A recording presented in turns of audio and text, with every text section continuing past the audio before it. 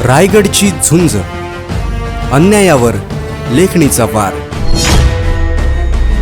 पाचोरा तालुक्यातील नगरदेवळा गावाजवळील अग्नावंती धरण व जंगल परिसरात अवैधरित्या सुरू असलेल्या गावठी दारू निर्मितीच्या हातभट्टीवर रविवारी 15 फेब्रुवारी पाचोरा शहर पोलिसांनी धडक कारवाई केली। या कारवाईत सुमारे 13,000 रुपये किमतीचा मुद्देमाल व कच्चे रसायन पोलिसांनी जप्त करून जागीच नष्ट केले। तसेच संजू वसंत कुराडे वय 42 राहणार नगरदेवळा याला ताब्यात घेण्यात आले आहे। पाचोरा शहर पोलीस स्टेशन हद्दीत नगरदेवळा गावापासून सुमारे 2 ते 4 किलोमीटर अंतरावर असलेल्या अग्नावंती धरणाच्या जंगल परिसरात अवैधरित्या गावठी दारूची हातभट्टी सुरू असल्याची गोपनीय माहिती पोलिसांना मिळाली होती। या माहितीच्या आधारे वरिष्ठ पोलीस निरीक्षक राहुल कुमार पवार यांनी तातडीने विशेष पथक तयार करून सदर ठिकाणी छापा टाकला। कारवाई दरम्यान हातभट्टीचे साहित्य, कच्चे रसायन, ड्रम, प्लास्टिक कॅन व दारू निर्मितीसाठी लागणारे साहित्य आढळून आले।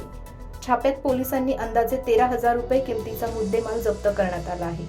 दारू निर्मितीसाठी साठवलेले कच्चे रसायन व मिश्रण पोलिसांनी जागीच नष्ट केले। जंगल परिसरात गुप्तपणे सुरू असलेल्या या बेकायदेशीर धंद्यामुळे परिसरातील तरुण पिढीवर वाईट परिणाम होत असल्याची भावना ग्रामस्थांनी व्यक्त केली। या प्रकरणी पाचोरा शहर पोलीस ठाण्यात संबंधित आरोपी विरोधात गुन्हा दाखल करण्यात आला असून पुढील तपास सुरू आहे। दारू निर्मिती व विक्रीच्या साखळीतील इतर व्यक्तींचाही शोध घेतला जात असल्याची माहिती पोलिसांनी दिली।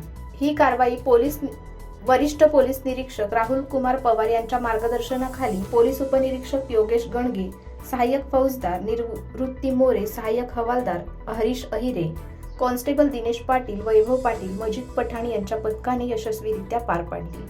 नगरदेवळा परिसरात अवैध गावठी दारूच्या हातभट्टीवर झालेल्या कारवाईमुळे ग्रामस्थांमध्ये समाधान व्यक्त होत आहे।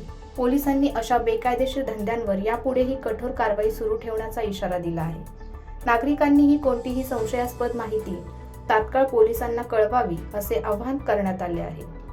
अग्नावंती धरण परिसरात सुरू असलेल्या अवैध दारू निर्मितीच्या हातभट्टीवर पोलिसांनी केलेली धडक कारवाई ही बेकायदेशीर धंद्यांना आळा घालणारी ठरली आहे। अशा कारवायांमुळे परिसरातील सामाजिक आरोग्य सुरक्षित राहण्यास मदत होणार आहे।